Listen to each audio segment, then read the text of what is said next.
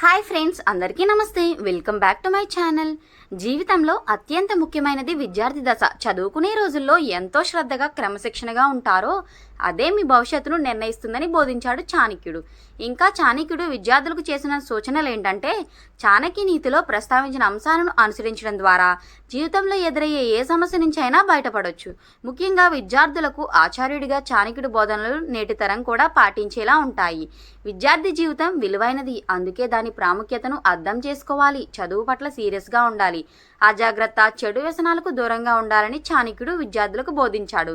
జీవితంలో అత్యంత ముఖ్యమైన ఈ దశలో ఏ చిన్న తప్పు చేసినా ఆ ప్రభావం జీవితం మొత్తం ఉంటుందని హెచ్చరించాడు చాణక్యుడు. అలాగే విద్యార్థులు చదువు పట్ల సీరియస్గా ఉండాలి. అందుకే విద్యార్థి జీవితం మొత్తం విద్యకు మాత్రమే అంకితం కావాలి. అప్పుడే తమ లక్ష్యాలను సులభంగా సాధిస్తారని బోధించాడు చాణక్యుడు. విద్యార్థి దశలో తప్పనిసరిగా అనుసరించాల్సిన విషయాలు ఇవే. సకాలంలో పనులు పూర్తి చేయాలి.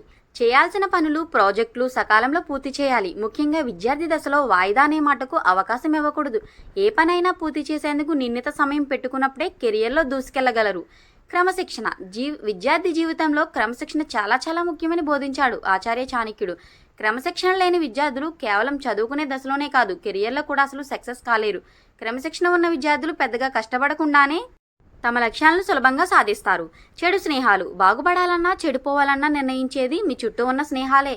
ఫ్రెండ్స్ ఉత్తములు, క్రమశిక్షణ కలిగిన వారు అయినప్పుడు కూడా అలానే ఉంటారు. మీ స్నేహితులు వ్యసనపరులు, సమయపాలన, క్రమశిక్షణ లేనివారు అయితే మీలో ఎన్ని మంచి లక్షణాలున్నా అవన్నీ తుడిచిపెట్టుకుపోతాయి.